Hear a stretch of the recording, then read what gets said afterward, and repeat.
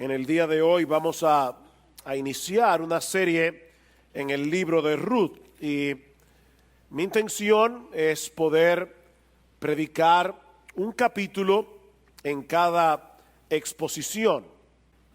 Ruth es uno de esos libros que han fascinado a sus lectores a través de los siglos y por razones muy diversas. Por ejemplo, casi todo el mundo disfruta leyendo una historia bien narrada con un final feliz. Y sobre todo si es una historia de amor. Y el encuentro entre vos y una viuda moabita llamada Ruth es inusualmente encantador. Y de hecho, aunque ya nosotros conocemos la trama del libro, hay películas que son tan buenas que uno las ve una vez y otra vez y otra vez y uno se sorprende cada vez que la ve.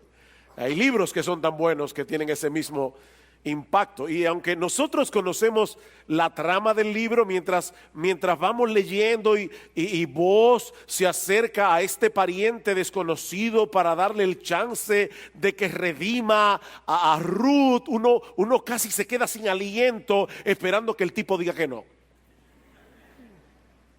Es un libro encantador. Por otro lado, está la sorprendente relación entre Ruth y Noemí. Se hacen tantos chistes crueles acerca de la relación de las nueras con las suegras, que el libro de Ruth debe ser una de las pocas piezas de la literatura universal que nos presenta una extraordinaria excepción. Tener una nuera como Ruth es uno de los más grandes regalos que puede tener una suegra. De hecho, algunos dicen que por eso se llaman nueras, porque siempre las mujeres piensan, no era la que mi hijo debía casarse. Hay problemas muchas veces entre las suegras y las nueras. También resulta muy consolador ver la forma tan providencial como Dios obra en la vida de Noemí para sacar enormes bendiciones de sus tragedias. Hay tantas tragedias al principio del libro que pudiéramos ver a Noemí como la contraparte de Job. Ella es la contraparte femenina del personaje de Job en la Biblia, pero luego descubrimos que Dios estaba detrás de todas estas providencias aflictivas para bendecir a Noemí mucho más allá de lo que alguna vez ella pudo imaginar o concebir. En ese sentido, este es un libro muy esperanzador para aquellos que están pasando por situaciones difíciles y dolorosas. Sin embargo, yo quisiera mostrarles a través de esta serie de mensajes que la razón primordial por la que el libro de Ruth debería ser uno de nuestros favoritos y debería llenarnos de asombro cada vez que lo leamos es el hecho de ver a Dios supervisando todos los movimientos de la historia de la redención que se revela progresivamente en la Biblia hasta el cumplimiento de la gran promesa de un redentor en la persona y la obra de nuestro Señor Jesucristo. Es por eso que esta serie en sentido general la hemos titulado El Evangelio en el libro de Ruth. Si este libro no estuviera en las Escrituras, faltaría una pieza clave para poder armar el rompecabezas ideado por Dios en la eternidad para salvar al hombre de sus pecados por medio de Cristo. El libro de Ruth ciertamente es una historia de amor, pero es una historia de amor que va más allá de la relación de una nuera con su suegra. Es una historia de amor que va más allá de un israelita honorable con una viuda moabita. Mis hermanos, este libro se trata más bien acerca del amor redentor de Dios por una humanidad caída y rebelde a la que Él decide salvar pagando un precio inimaginable. En ese sentido, es importante que entendamos desde el principio que el personaje principal de esta historia no es Ruth, no es Booz, no es Noemí. El verdadero protagonista de este libro es el Dios soberano que gobierna la historia humana en el cumplimiento de sus propósitos redentores para la gloria de su nombre y para el bien de su pueblo. Dios es el personaje central de esta historia.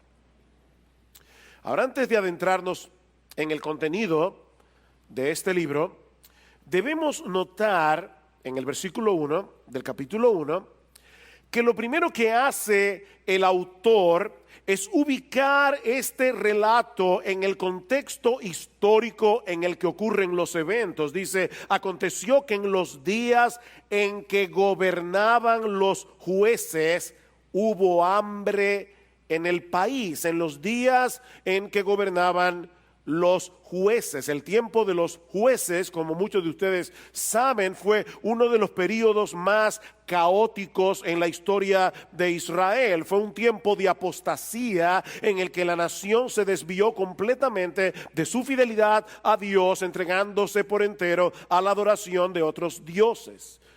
Y eso trajo como consecuencia una total inestabilidad política, una pérdida completa de la decencia y de la moral.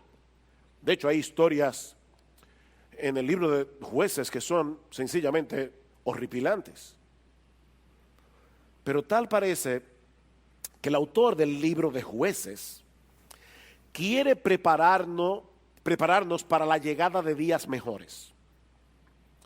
Por eso, en la última sección del libro, que va desde el capítulo 17 hasta el final, se repite 4 veces que en aquellos días no había rey en Israel. Y por eso cada cual hacía lo que bien le parecía, o lo que le parecía bien ante sus ojos. En aquellos días no había rey en Israel, lo que sugiere que el libro de los Jueces fue escrito muchos años después, cuando la monarquía ya había sido instaurada.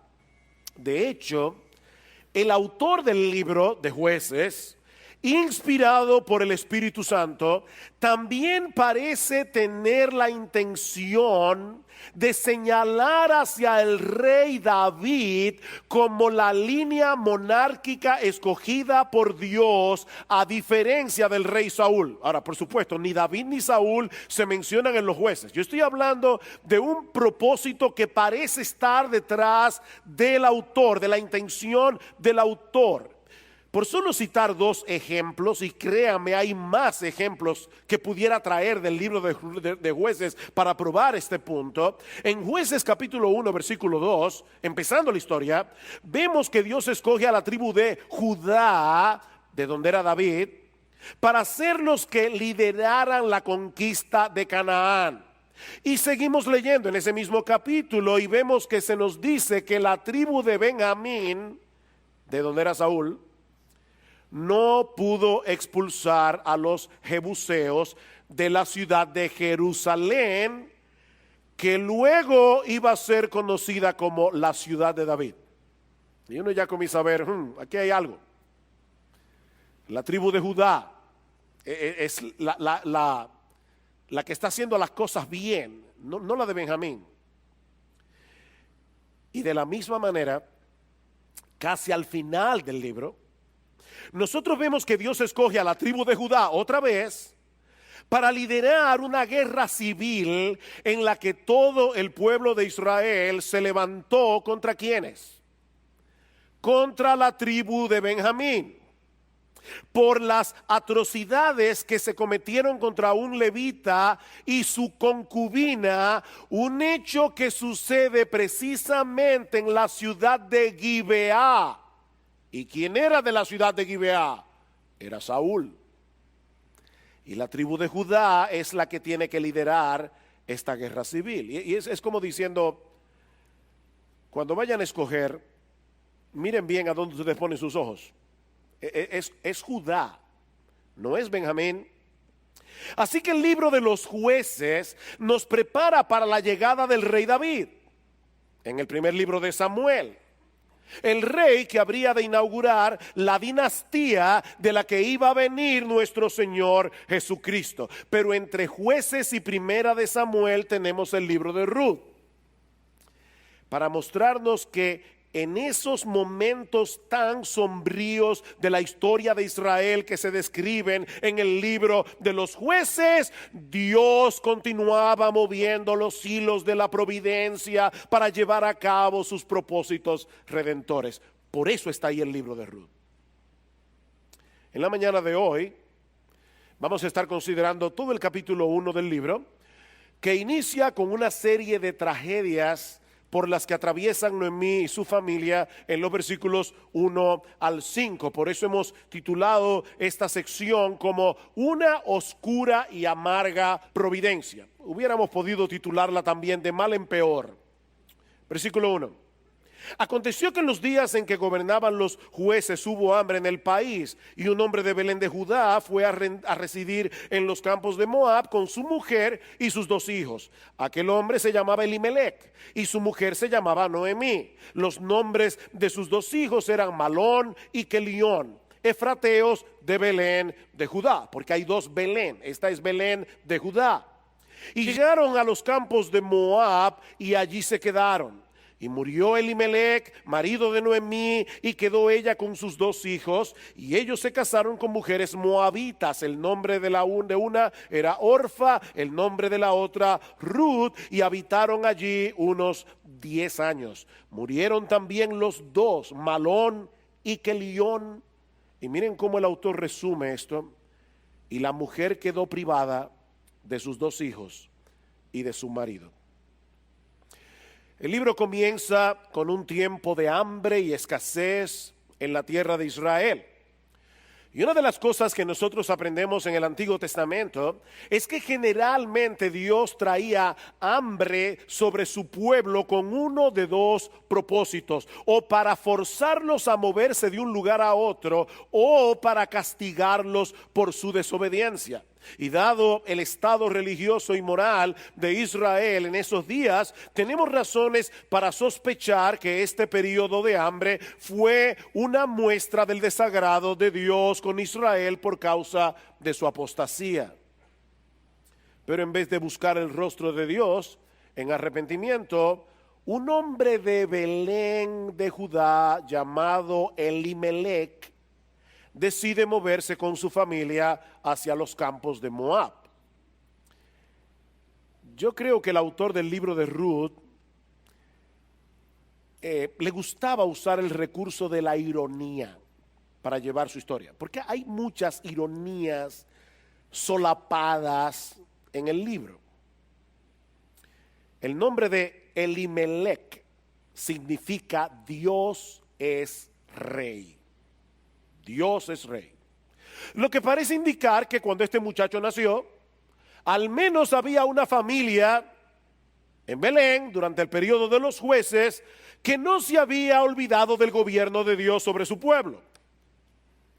Lamentablemente, en este momento de su vida, Elimelec no parece estar dispuesto a esperar en ese rey del cielo hasta que llegaran tiempos mejores, sino que toma la terrible decisión de salir de la tierra prometida, el lugar escogido por Dios para hacer morar allí su presencia especial en el tabernáculo, para irse a residir en medio de una nación pagana.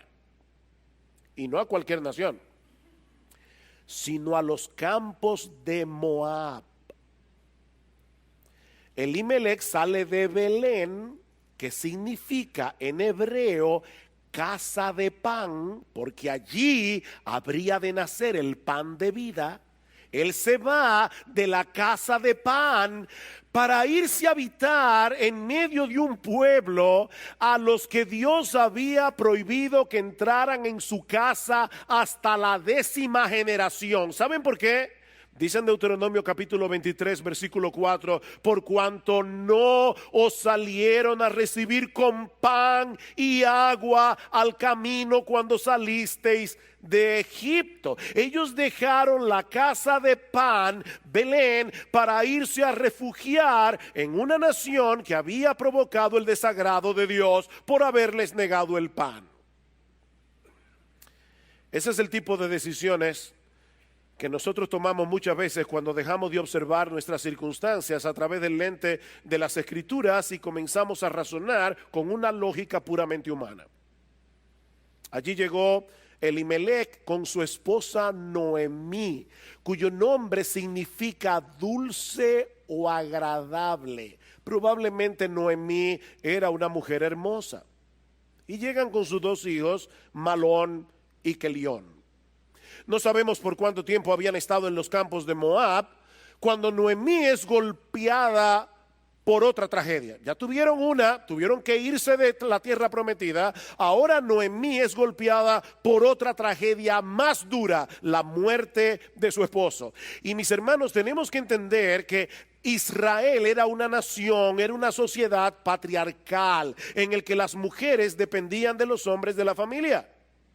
Dios había establecido leyes en Israel para el cuidado de las viudas, pero la muerte del esposo normalmente implicaba una situación muy difícil para la mujer que se había quedado sin esa protección, a menos que la mujer tuviera hijos, como era el caso de Noemí.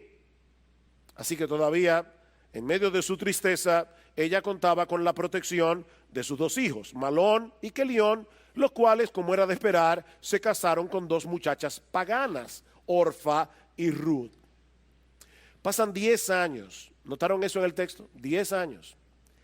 Y por una razón que el autor no especifica, ninguno de los dos pudieron procrear hijos. Otra tragedia para Noemí. Se quedó sin esposo, se quedó sin la bendición de que sus hijos le dieran nietos, que alegraran sus días en la vejez, que preservaran el nombre de la familia, algo muy importante en Israel. Pero las tragedias no habían terminado para Noemí. Al cabo del tiempo, también mueren sus dos hijos. Y no deja de ser sorprendente el poco espacio que el autor del libro le dedica a narrar todas estas tragedias. 5 versículos. Una tragedia detrás de la otra. Como si el Espíritu Santo no quisiera llamar nuestra atención a las aflicciones de esta familia, sino más bien a la manera como estas 3 mujeres, Noemí, Orfa y Ruth, reaccionan ante estas providencias tan oscuras y amargas, porque esta es la sección más larga del libro, lo que nos lleva a nuestro segundo encabezado, una respuesta incoherente. Versículo 6.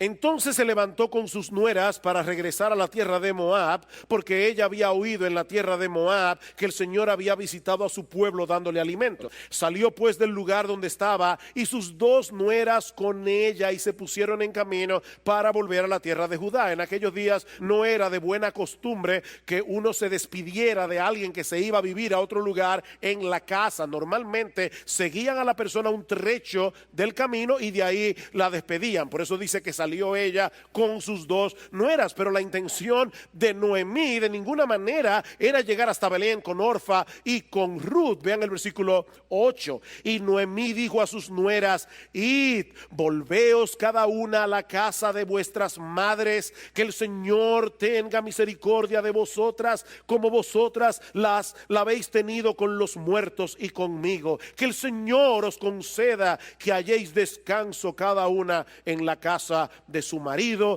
Entonces las besó y ellas alzaron sus voces y lloraron y le dijeron: no, sino que ciertamente volveremos contigo a tu pueblo. Noemí, estando en la tierra de Moab, recibe la noticia de que el Señor había visitado a su pueblo. El texto dice literalmente, como la Reina Valera, para darles pan. para darles pan. Así que Noemí decide regresar a Belén.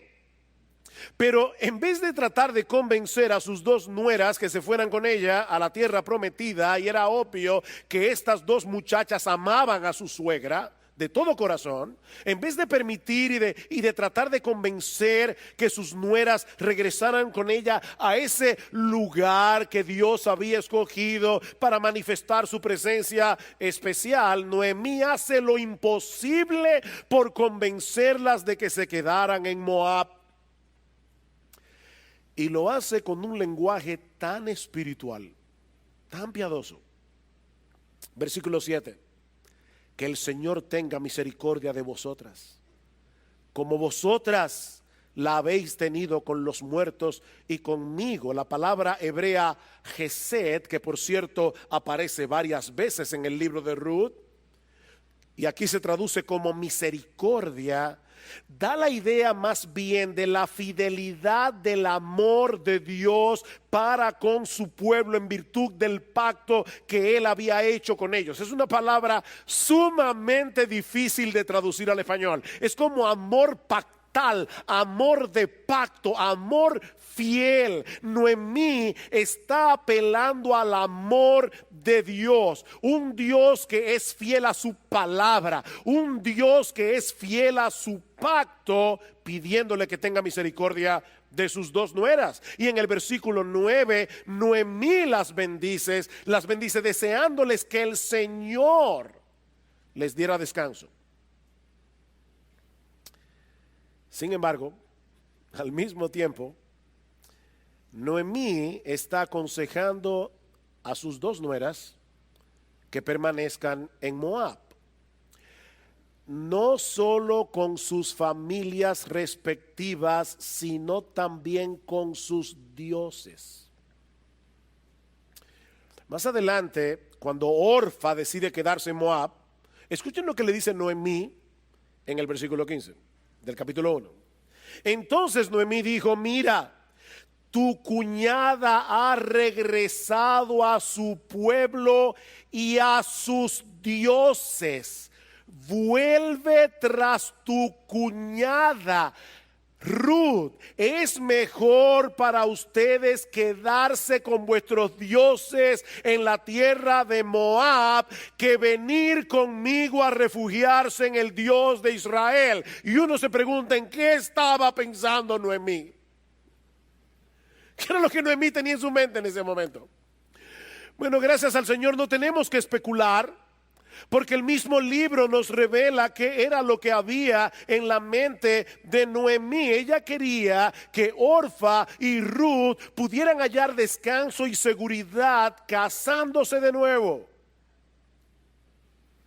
Y ella no tenía nada que ofrecerles en ese sentido. Eso es básicamente lo que dice a partir del versículo 11. Pero Noemí dijo: volveos, hijas mías, ¿por qué queréis ir conmigo? ¿Acaso tengo aún hijos en mis entrañas para que sean vuestros maridos? Volveos, hijas mías, id, porque soy demasiado vieja para tener marido. Si dijera que tengo esperanza, y si aún tuviera un marido esta noche, y también diera a luz hijos, ¿esperaríais por eso hasta que fueran mayores? ¿Dejaríais vosotras de casaros por eso?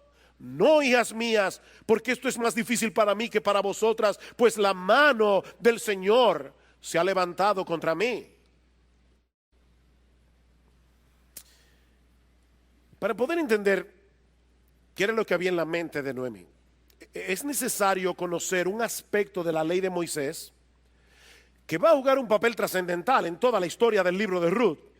De acuerdo a la ley de Moisés en Deuteronomio capítulo 25, lo puede leer luego, versículos 5 al 10, cuando un esposo israelita moría, la ley, estipulaba que uno de sus hermanos solteros o uno de sus parientes cercanos se casara con la viuda y así preservara el nombre y la heredad del pariente que había muerto. O sea, si alguien se casaba con Ruth o con Orfa, el nombre del hijo iba a llevar el apellido de los padres muertos, no de él. era para preservar el nombre de la familia, era para preservar la heredad de la familia. De esa manera, ese pariente cercano se convertía en lo que la Biblia llama un redentor.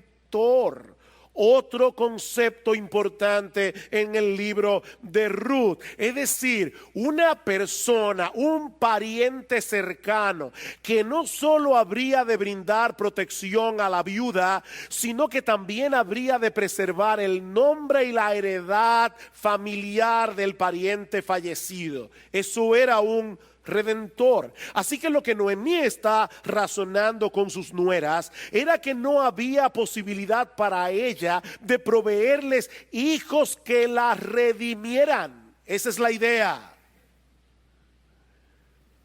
No tengo hijos y no puedo tenerlos. Aparte de que Dios se ha ensañado contra mí, Dios me está castigando. Yo no sé si Noemí tenía un sentido de culpa por haber dejado Belén originalmente, pero ella sentía que la mano de Dios estaba contra ella. Ustedes son jóvenes todavía, vuelvan a sus tierras y a sus dioses, porque yo no puedo darles lo que ustedes necesitan, un marido que las redima.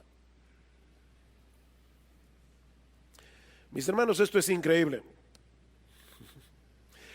Noemí se ve a sí misma como alguien que no tiene nada que ofrecer, cuando la realidad es que ella podía darle a sus nueras la más grande bendición que un ser humano puede darle a otro ser humano: el conocimiento del único Dios vivo y verdadero.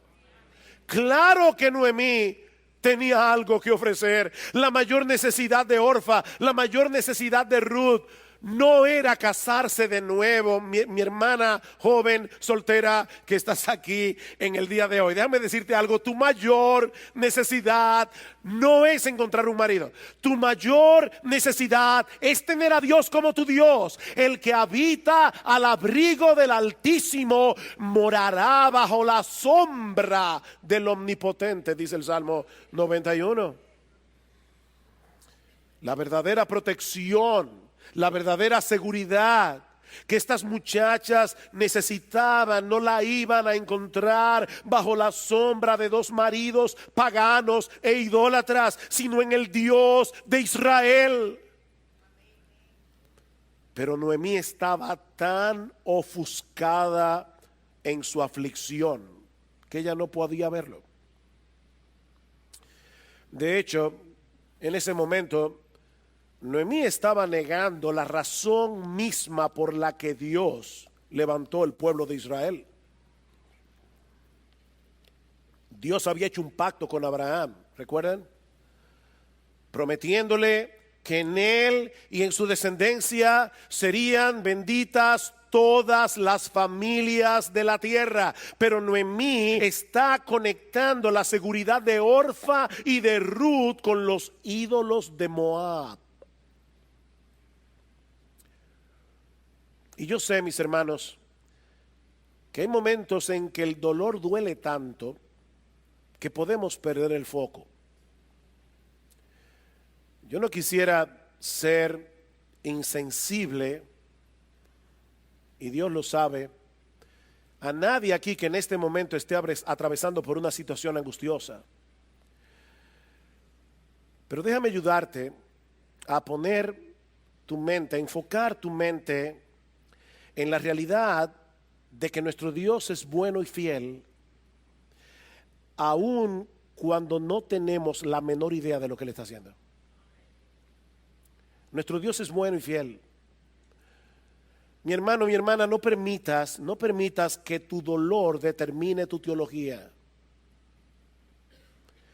Eleva tu mirada por encima de tus circunstancias difíciles, tus circunstancias aflictivas, para que puedas ver a Dios sentado en su trono, llevando a cabo sus propósitos eternos para la gloria de su nombre y para bendición de su pueblo, aunque en este momento tú no seas capaz de entender lo que Él ha decretado para ti.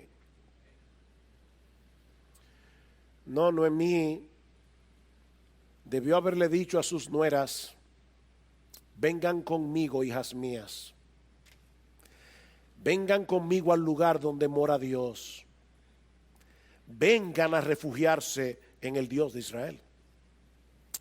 Lo sorprendente de esta historia es que, a pesar de las incoherencias teológicas de Noemí, Dios estaba haciendo una obra portentosa en la mente y el corazón de Ruth, la moabita, que la llevó a tomar una decisión que iba a cambiar el curso de la historia para siempre.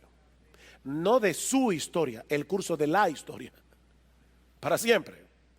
Y eso nos lleva a nuestro tercer encabezado: un compromiso firme y determinado. Dice en el versículo 14 que cuando Orfa decide regresar y quedarse viviendo en Moab, dice Ruth, se quedó con ella.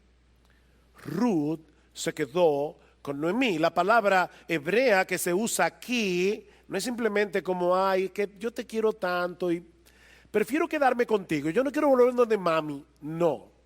La palabra hebrea que se usa allí da la idea de aferrarse a alguien con firmeza, con determinación. De hecho, es una palabra que aparece en otros lugares del Antiguo Testamento, como Deuteronomio capítulo 10, versículo 20, Deuteronomio capítulo 13, versículo 4, para hablar del tipo de relación que los israelitas debían tener con su Dios. El compromiso que Ruth está haciendo con Noemí va más allá que el afecto que sentía por ella como la madre de su esposo. Ruth se está comprometiendo con el Dios de Noemí y con el pueblo con el que ese Dios había entrado en una relación de pacto. Noten el versículo 15. Entonces Noemí dijo: mira, tu cuñada ha regresado a sus pueblos, a su pueblo y a sus dioses. Vuelve tras tu cuñada. Pero Ruth dijo: no insista que te deje o que deje de seguirte, porque a donde tú vayas iré yo, y donde tú mores moraré. Tu pueblo será mi pueblo y tu Dios será mi Dios. Donde tú mueras, allí moriré y allí seré sepultada. Así haga el Señor conmigo, y aún peor, si algo excepto la muerte nos separa. Wow, eso es una de las expresiones más hermosas que nosotros encontramos en la Biblia. Este es un texto que suele usarse mucho en los votos matrimoniales, y aunque las palabras en sí mismas, si tú las sacas del contexto, expresan una idea que bien puede ser adaptada al matrimonio, no olviden que fueron dichas a una suegra, no a un esposo. Lo que Ruth está expresando aquí es una firme determinación a olvidarse de su trasfondo pagano, idolátrico, y venir a refugiarse al abrigo de Dios, aun si eso significara quedarse sin marido y sin hijos por el resto de su vida. No olviden el contexto. ¿Qué le acaba de decir Noemí? Hija mía, conmigo tú no tienes esperanza. ¿Quién se va a fijar en ti en la tierra de Moab? En la tierra de Israel, una moabita pagana. ¿Quién se va a fijar en ti? ¿Quién va a querer redimir a uno de mis hijos si yo no tengo pariente cercano que me redima? Noemí estaba tan amargada que se había olvidado de Booz, pero eso lo veremos en el próximo capítulo. Sin embargo, Ruth está determinada a continuar viviendo en la comunidad del pacto, y aún en el caso de que Noemí muriera antes que ella, Ruth le dice: yo me voy a quedar aquí, y si yo muero primero, no llames a mami, no llames a papi para que vengan a buscar el cadáver, Porque a partir de este momento estoy tomando la determinación de olvidarme de mi familia, de olvidarme de mi trasfondo religioso, de olvidarme de mi tierra. Yo soy ahora una israelita de corazón. Yo he venido a refugiarme bajo la sombra del Dios de Israel. Lo increíble de esto, mis hermanos, es que si Ruth le hubiera prestado atención a las palabras amargas de Noemí, nunca habría confiado en Dios. Pero a pesar de las experiencias amargas de su suegra, eso no le impidió ver la realidad de que el Dios de Israel era digno de su confianza, de que el Dios de Israel era digno de su devoción. De hecho, noten cómo más adelante Booz interpreta las palabras de Ruth en este capítulo. Dicen en Ruth capítulo 2 versículo 11, dice: Booz le respondió y dijo: todo lo que has hecho por tu suegra después de la muerte de tu esposo me ha sido informado en detalle, y cómo dejaste a tu padre, a tu madre y tu tierra natal, y viniste a un pueblo que antes no conocías. Que el Señor recompense tu obra y que tu remuneración sea completa de parte del Señor, Dios de Israel, bajo cuyas alas has venido a refugiarte. ¿Ven el punto? No fue simplemente por amor a Noemí que Ruth tomó esa decisión. Ella había decidido atar su vida al Dios de Israel. Nosotros no sabemos qué tanto había escuchado Ruth acerca del Dios de Israel mientras su esposo vivía. Tal vez en las comidas familiares ellos hablaban de la forma portentosa como Dios había librado a Israel de la esclavitud en Egipto. Tal vez le contaron acerca de cómo Dios había abierto el mar rojo para que el pueblo pasara en seco, cómo Dios había detenido las aguas del Jordán, cómo habían caído las murallas de Jericó. Probablemente Ruth escuchaba todas esas historias y en su corazón el Espíritu Santo le estaba abriendo el entendimiento para que ella entendiera, aún estando en Moab, en medio de todos aquellos ídolos, que hay un solo Dios vivo y verdadero, y es el Dios de Israel. Ruth había llegado a confiar en ese Dios, a pesar de las amargas experiencias que esa familia había experimentado.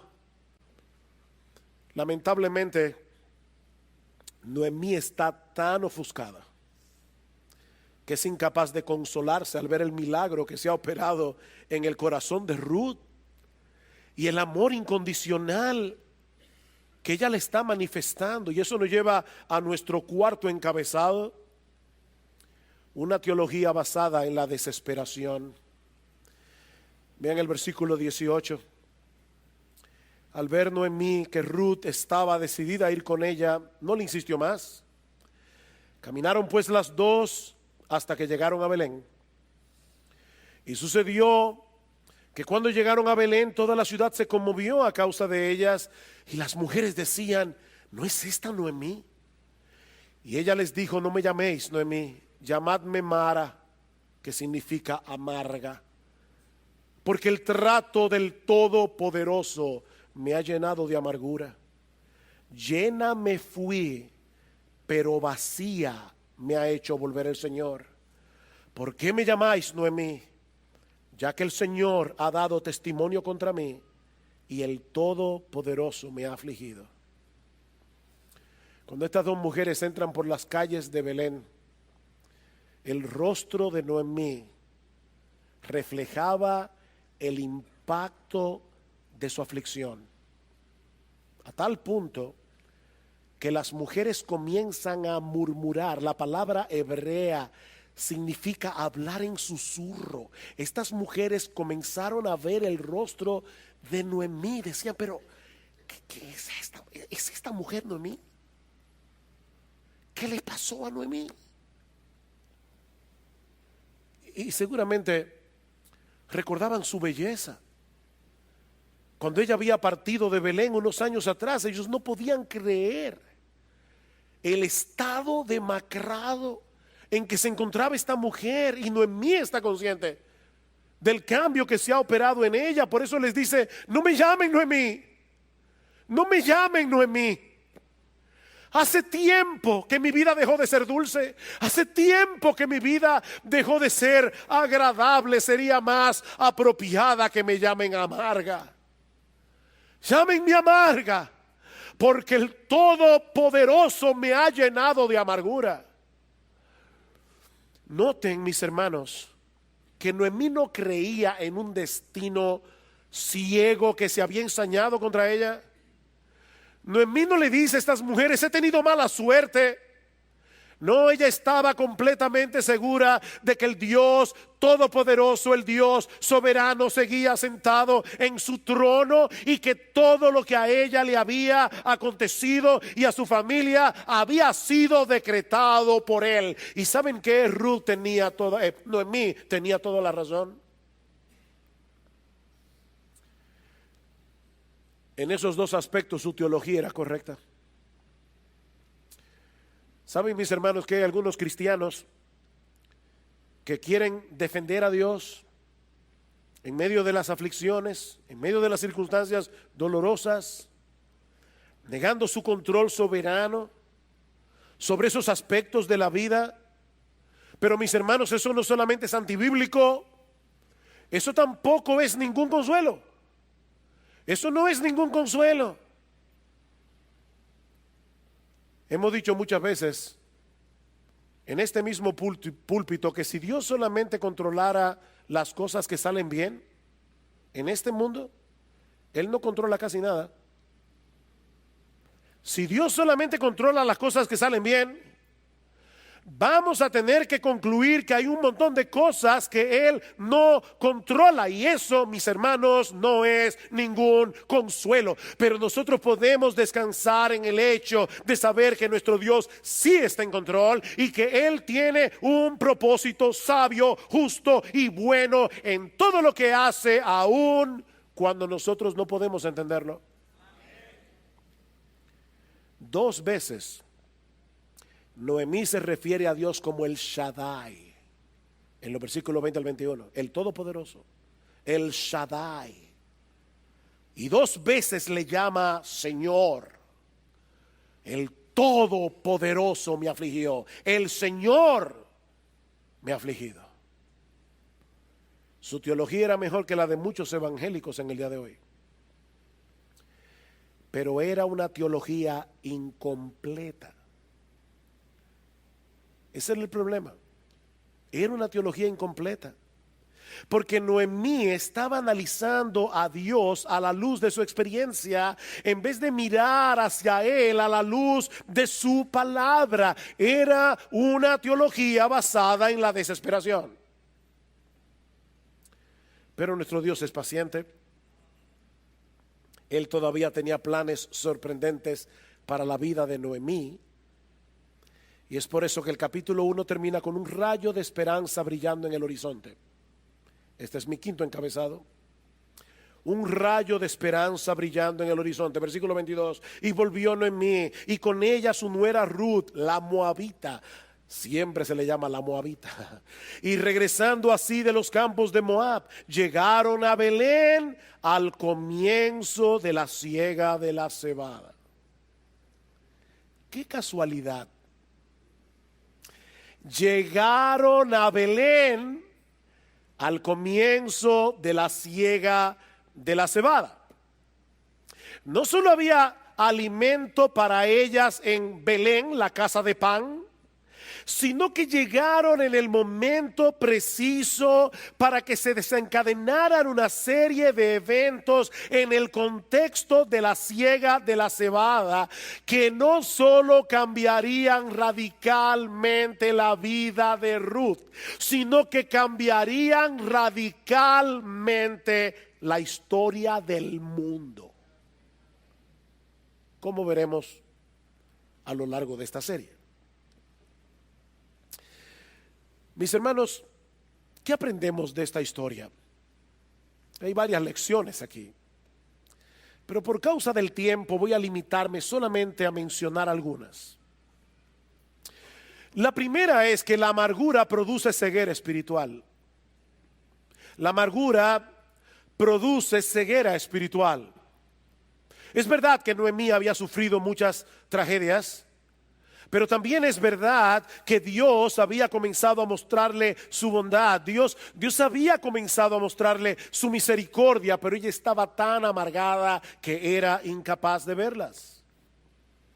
Fue Dios el que visitó a su pueblo infiel para darles pan en medio del hambre. Fue Dios. Dice en el versículo 6, y fue Dios el que le hizo saber a Noemí que eso estaba sucediendo en Belén.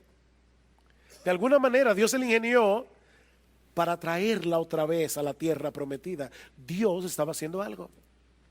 Fue Dios el que orquestó las cosas para que llegaran justo al comienzo de la siega de la cebada, donde Ruth no solamente conseguiría alimento, conseguiría un redentor. ¿Y qué redentor? Pero sobre todas las cosas, fue Dios el que le dio el regalo de tener una nuera como Ruth. Ruth era un regalo. Ruth era una joven excepcional porque Dios había hecho en ella una obra excepcional. De hecho, al final del libro, en el capítulo 4, en el versículo 15, esas mismas mujeres que habían murmurado, sorprendidas cuando vieron la llegada de Noemí, en lo que ella se había transformado, al final del capítulo alaban a Dios, no solamente por haberle dado un nieto a Noemí, sino por tener una nuera como Ruth, que es de más valor para ti que 7 hijos, le dicen ellas. Ruth era excepcional. Pero en este punto de la historia, Noemí es incapaz de verlo. Me fui llena, pero regresé vacía. Wow.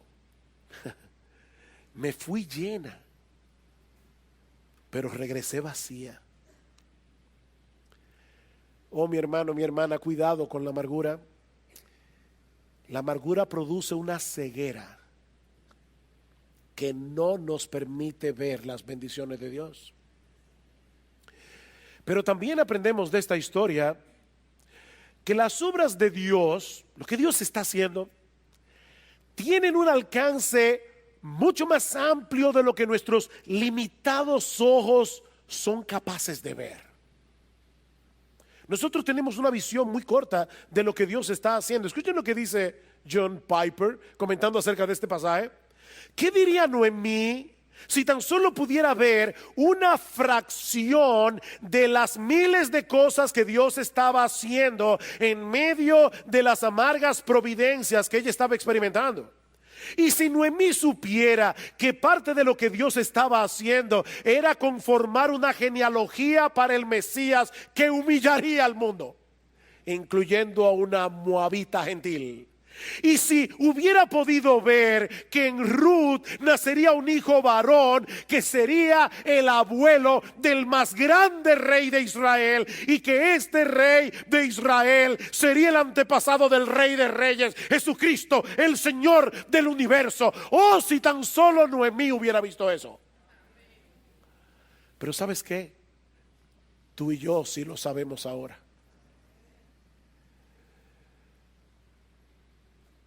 Déjenme decirles algo profundo. Noemí nunca leyó el libro de Ruth.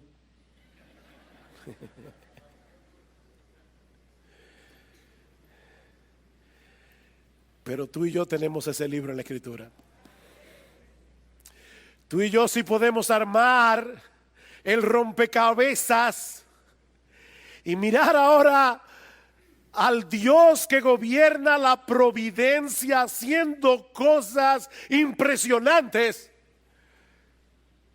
y decir: wow, cuánta sabiduría, cuánta bondad, cuánto amor manifestado aún en aquellos eventos que duelen. Pero aprendemos también que nuestro Dios tiene un plan que nada ni nadie puede detener, ¿Y qué le está llevando a cabo? Escucha bien, mi amado hermano, un plan que él está llevando a cabo a través de personas comunes y corrientes como tú y como yo. Si este libro nunca se hubiera escrito, tal vez nos habríamos enterado de que en la genealogía de Jesús había una mujer moabita llamada Ruth, pero jamás habríamos podido imaginar la forma como Dios obró a través de la familia de Elimelech para llevar a cabo sus planes redentores. El autor del libro de Ruth no hace ningún juicio de valor sobre la decisión de Elimelech de irse de la tierra prometida a la tierra de Moab. Tampoco nos dice explícitamente que la hambruna que había llegado a la tierra de Israel fue por causa de su pecado. Muy probablemente fue así, pero no lo sabemos con certeza.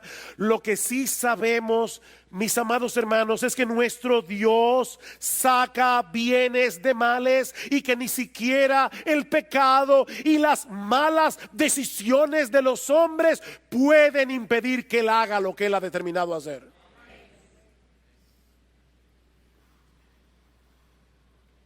Nosotros hacemos muchas malas decisiones,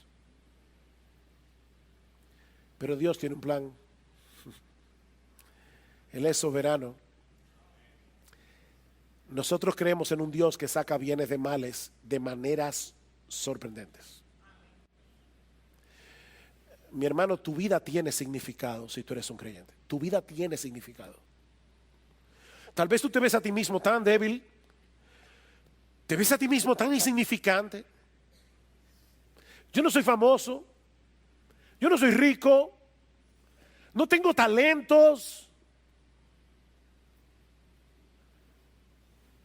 Oh, pero Dios puede obrar a través de familias como la de Elimelech, familias problemáticas, familias con suegras como Noemí.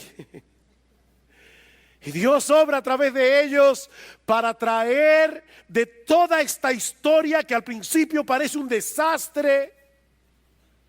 Y allí estaba Dios moviendo los hilos de la providencia para que naciera un redentor. Y hoy tú y yo estemos aquí sentados. Tú y yo estamos aquí hoy, humanamente hablando, porque una moabita gentil decidió seguir a su suegra hasta la tierra prometida. Por eso estamos tú y yo sentados aquí hoy. Porque una moabita gentil llamada Ruth tomó la decisión de refugiarse bajo las alas del Dios de Israel. Pero lo más importante que aprendemos de este capítulo es que la mayor necesidad del ser humano no es tener amigos, no es tener una familia en la que se sienta seguro y aceptado, no es tener un buen esposo, una buena esposa. Y es bueno tener amigos, es bueno ser parte de una familia en la que uno es amado incondicionalmente, es bueno tener un buen matrimonio, eso es bueno. Pero mi amigo, yo quiero hacerte ver en esta mañana que tu mayor necesidad es venir a refugiarte bajo la sombra del Todopoderoso. Tu mayor necesidad es venir a refugiarte bajo la sombra de ese Dios que ha movido los hilos de la historia para proveer a Cristo el Redentor, que hace posible que tengamos en Dios un refugio y no un juez. Es por medio de Él y solo por medio de Él que podemos arreglar nuestras cuentas con la justicia divina y recibir de pura gracia el don de la vida eterna. Es solo por Cristo. El tataranieto de Ruth. Oh, quiere el Señor que muchos aquí, muchos, no pocos. Yo les rogaba a Dios esta mañana, Señor, es una gran cosecha lo que queremos ver. No pocos. Oh, quiere el Señor que muchos en este mismo momento, tomen la determinación de volverse de sus ídolos, como hizo Ruth, para servir al Dios vivo y verdadero. Oh, que muchos vengan a Cristo hoy, ahora, aquí, en arrepentimiento y fe. Porque ese es el único refugio en el que podemos encontrar seguridad, descanso, protección. No durante nuestra vida aquí. No. Por los siglos de los siglos. Oh, ven y refúgiate hoy bajo las alas del Todopoderoso.